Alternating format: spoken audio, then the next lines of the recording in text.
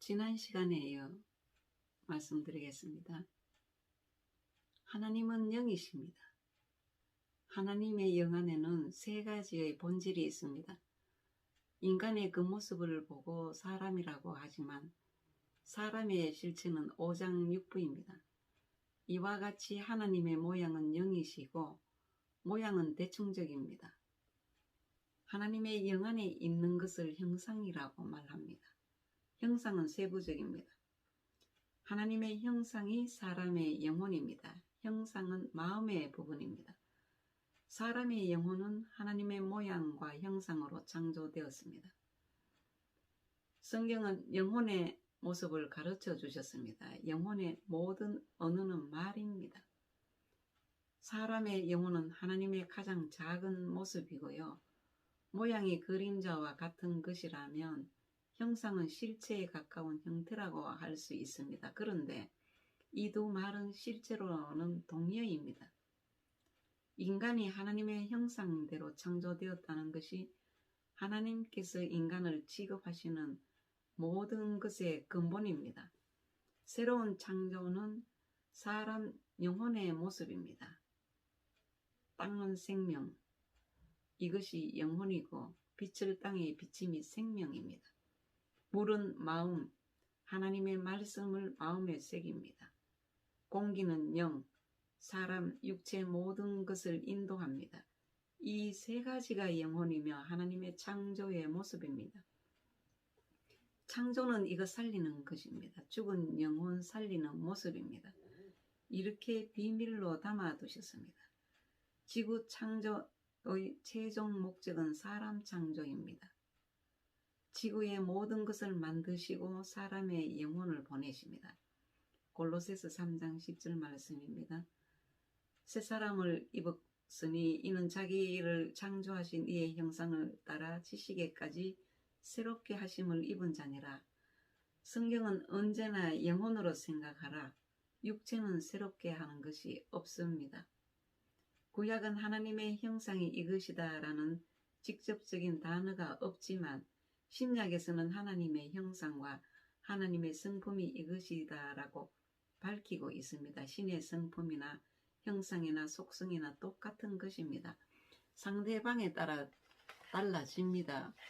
베드로후서 1장 4절에서 11절 말씀입니다.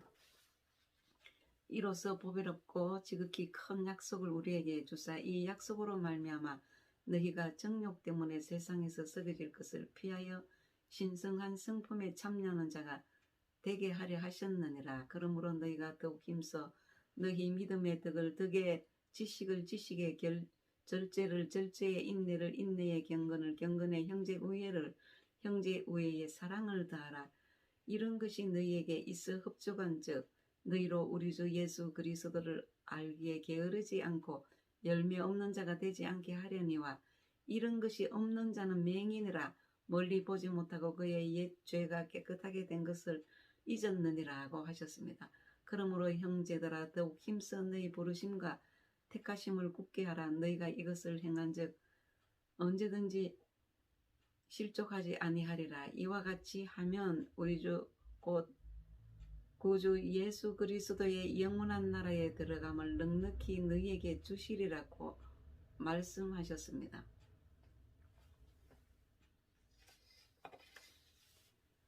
사도 바울의 구속사적인 해석을 보면 사도 바울은 생명의 양식을 먹을 수 있는 밥을 짓기 위해서는 밥을 짓는 네 가지 깊이, 높이, 넓이, 길이의 눈을 가지고 있어야 한다고 말하는데 이 네 가지 방법을 오늘날의 4차적이라고 합니다. 에베소서 3장 18절에서 19절 말씀입니다. 능히 모든 성도와 함께 지식에 넘치는 그리스도의 사랑을 알아 그 넓이와 깊이와 높이와 길이가 어떠함을 깨달아 하나님의 모든 충만하신 것으로 너희에게 충만하시기를 구하노라고 하셨습니다. 첫째 길이는 역사 창조입니다. 성경대로 일반 설교입니다. 역사 이야기는 들어도 행할 것이 없습니다. 현재 시제를 바꾼데 나를 바꾸는 것입니다. 2차는 높이예요. 높이는 영적 세계입니다. 영의 영으로 바꾸어 영적으로 풀어야 됩니다. 영혼이란 말은 영적 용어인데 육이 없습니다.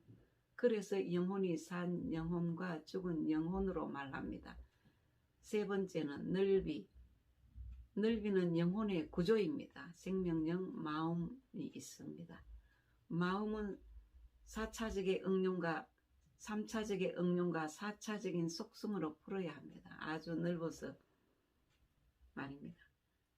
그 다음 4차 깊이는 마음의 기능입니다. 다루기 힘든 깊이의 세계입니다. 성경 말씀이 모든 것이 어긋나도 이쪽으로 들어가야 해석이 됩니다.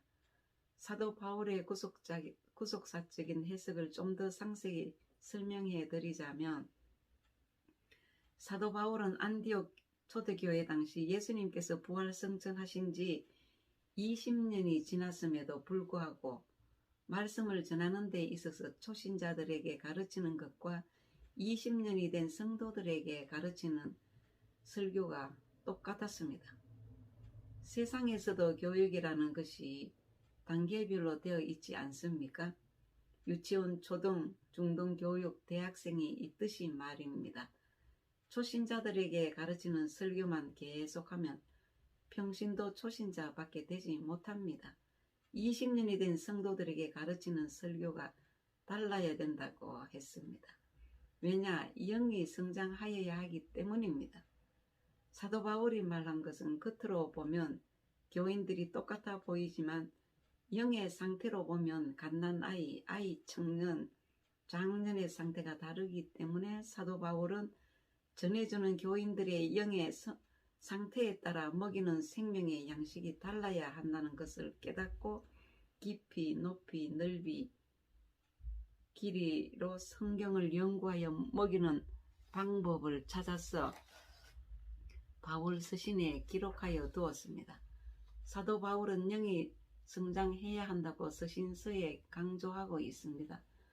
사도 바울은 이 영이 성장하는 문제의 답을 찾기 위해 그가 기록한 13편의 서신들에서 그가 유대교로서 풀리지 않았던 영감을 받아 그는 아라비아에 가서 공부하고 준비하는데 3년을 보냈다고 기록하고 있습니다. 본문으로 들어가서 고린도후서 4장 8절에서 9절은 사도 바울이 수많은 체험 속에 있었던 일들을 소상히 전해주는 장면입니다.